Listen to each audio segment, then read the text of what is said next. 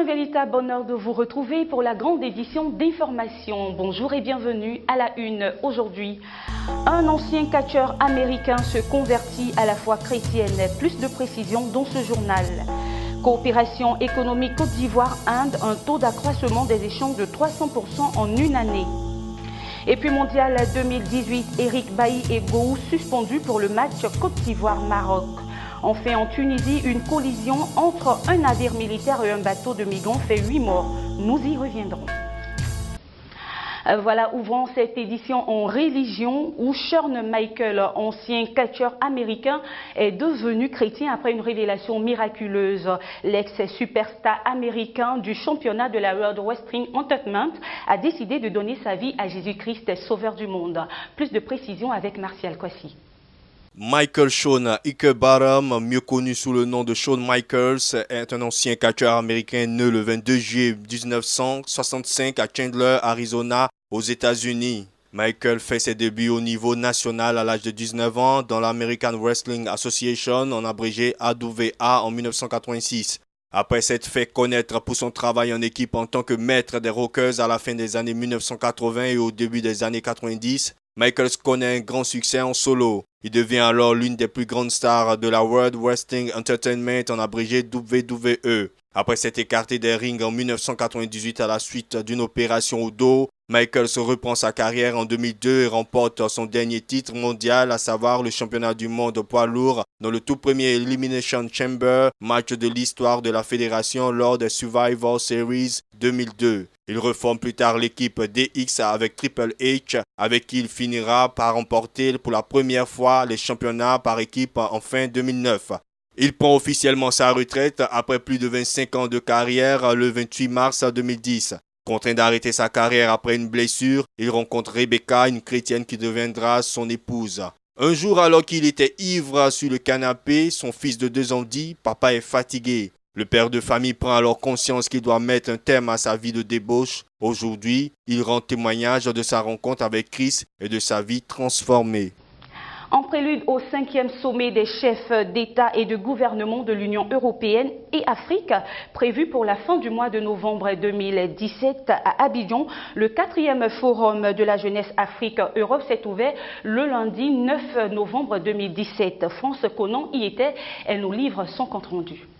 Ce forum aboutira à une déclaration mettant en avant des recommandations au 5e sommet des chefs d'État UE-Afrique, a expliqué Emmanuel Edi Manguessan, président du Conseil national de la jeunesse de Côte d'Ivoire, CNJCI en abrégé. C'est l'occasion d'échanger sur les défis et les solutions pour les sujets de préoccupation et l'intérêt pour les jeunes des deux continents. Les États doivent investir massivement dans la jeunesse pour garantir leur avenir, a souligné M. Daniel Kablan-Duncan. Ces défis, selon Francis Mouyumba, président de l'Union panafricaine de la jeunesse, et Luis Alvaro Martinez, président du Forum européen de la jeunesse, prennent en compte également les thèmes communs et divergents. Il s'agit de la gouvernance, l'inclusion politique, la démocratie et l'activisme, la paix et la sécurité incluant la radicalisation des jeunes, l'immigration et la migration clandestine, l'emploi jeune, l'éducation, la compétence et l'éducation des jeunes à travers l'éthique, le changement climatique ainsi que la culture, les arts et la coopération régionale et internationale. Notons que ce forum prendra fin le 11 octobre 2017.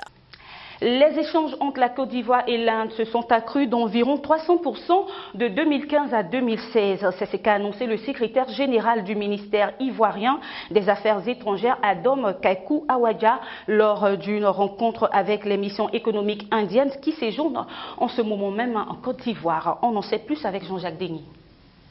La Côte d'Ivoire aspire à l'émergence à l'horizon 2020. Vision dont la réalisation requiert de nouer des partenariats stratégiques à l'image de ceux avec l'Inde. Le ministre ivoirien de l'Industrie et des Mines, Jean-Claude Brou, a présenté à la délégation d'hommes d'affaires indiens les différentes opportunités d'investissement. Ces investissements concernent plusieurs secteurs d'activité, notamment le secteur agricole, énergétique en passant par celui des TIC. Le ministre s'est attardé sur la NACAD dont la Côte d'Ivoire reste le producteur numéro 1 et l'Inde son plus gros client. Jean-Claude Brou a invité les hommes d'affaires indiens à installer des unités de transformation de la noix de cajou en Côte d'Ivoire. Il a indiqué que pour les 2 années à venir, la Côte d'Ivoire ambitionne de faire passer son taux de transformation de l'anacarde de moins de 6% actuellement à un peu plus de 10%. Le directeur de l'enseignement supérieur, M. Nenje Akafujons, a annoncé que la rentrée académique 2017-2018 est effective dans l'enseignement supérieur en Côte d'Ivoire. C'était à l'occasion d'un point de presse à Abidjan au Plateau. Ange Sacré nous fait le point. La direction de l'enseignement supérieur a rendu public le calendrier académique 2017-2018 en Côte d'Ivoire qui débute ce lundi 9 octobre 2017 dans tous les établissements publics et privés du supérieur. Cette année académique compte 2 semestres du 9 octobre 2017 au 16 février 2018 et du 19 février au 29 juin 2018. Quant aux congés, ceux de Noël sont prévus entre le 22 décembre 2017 et le 3 janvier 2018 et ceux de Pâques du 29 mars au 8 avril 2018 et les grandes vacances sont du 2 juillet au 16 septembre 2018. Pour le directeur, l'objectif du ministère de l'Enseignement supérieur et de la Recherche scientifique est de marquer sa ferme volonté de normaliser l'année académique par une rentrée unique et une date valable pour tous les 2 secteurs du système d'enseignement supérieur, public et privé. Selon le professeur Nendjen, les résultats des prescriptions des nouveaux bacheliers seront connus cette année, une première depuis plus d'une décennie et ce, en vue de permettre aux nouveaux bacheliers de reprendre rapidement les cours et d'éviter les longues périodes d'inactivité. Il a par ailleurs appelé l'ensemble des acteurs de la communauté universitaire au respect des engagements pris pour une année académique normale. Une semaine après son lancement, la lutte contre la criminalité sous toutes ses formes dénommée Opération Épervier 3 a abouti à l'interpellation de 2387 personnes suspectes. Ce bilan a été révélé par le commissaire divisionnaire-major Youssouf Kouyaté, directeur général de la police. FC Trayo nous permet d'en savoir un peu plus. C'est au total 2387 personnes interpellées et raflées, dont 2 gros dealers et 20 prostituées. C'est le bilan partiel de l'opération Épervier 3 révélé le 7 octobre 2017 par le commissaire divisionnaire-major Youssouf Kouyaté, directeur général de la police. Cette opération qui a été lancée depuis le 21 septembre 2017 dans la commune de Yopougon est un ensemble d'actions de police visant à lutter contre la criminalité sous toutes ses formes. Le patron de la police nationale s'est dit satisfait du bilan partiel et du travail abattu par ses hommes sur le terrain tant à Abidjan qu'à l'intérieur du pays. Il a finalement demandé à la population de vaquer à ses occupations dans la paix et la quiétude. Nous avons reçu des instructions très fermes, d'abord du chef de l'État, des membres du gouvernement, des ministres en charge de la défense et de la sécurité, quant à la fermeté. Et la police sera là pour rassurer la population ivoirienne. En sport, Eric Bailly et Sylvain Bouot seront absents lors de la confrontation Côte d'Ivoire-Maroc, comptant pour les éliminatoires du Mondial 2018. Ils ont tous les 2 reçu un carton jaune lors de la confrontation Côte d'Ivoire-Mali qui a eu lieu le 6 octobre dernier. Ange Série, son analyse. Après le match nul face au Mali le vendredi 6 octobre 2017, le défenseur ivoirien Eric Bailly et le gardien des éléphants de Côte d'Ivoire, Sylvain Bouot, ne disputeront pas le match face au Maroc pour cause de suspension. Les 2 ténors de la sélection ivoirienne ont reçu un carton jaune lors de la rencontre contre le Mali. Auparavant, Eric Bailly avait été déjà averti contre le Gabon à Libreville lors de la 3e journée des éliminatoires du Mondial 2018. Quant à Sylvain Bouot, son premier carton date du 8 octobre 2016 lors de la première journée face aux Aigles du Mali. L'équipe de Côte d'Ivoire, qui est déjà handicapée par l'absence de ses joueurs cadres tels que Gervinho ou Jean-Michel Seri, sera privée de ses champions d'Afrique lors du match contre le Maroc le mois prochain. Marc Wilmot, qui jusque-là a un bilan peu reluisant avec les éléphants de Côte d'Ivoire, devra trouver la tactique nécessaire pour battre les Marocains. Chaque année, les postes du monde entier célèbrent leur journée. À cette occasion, la plupart des participants profitent de la journée mondiale de la poste pour remettre leur récompense aux lauréats du concours international de l'Union postale universelle. France Conan. La journée mondiale de la poste est célébrée le 9 octobre, jour anniversaire de la création de l'Union postale universelle UPU à Berne, capitale de la Suisse, en 1874. Ce jour a été déclaré journée mondiale de la poste par une décision prise lors du congrès de Tokyo en 1969. Depuis cette date, les pays du monde entier célèbrent ensemble et d'une année à l'autre cet événement. Les postes de nombreux pays saisissent l'occasion pour lancer ou promouvoir de nouveaux produits et services postaux. Dans la plupart des pays, les expositions philatéliques sont organisées durant cette période. Des thèmes commémoratifs sont émis le 9 octobre, ainsi qu'une empreinte d'oblitération à date. Chaque année, les postes du monde entier reçoivent le message du directeur général de l'UPU, qui est lu lors des célébrations de la Journée mondiale de la poste et reproduit dans les médias.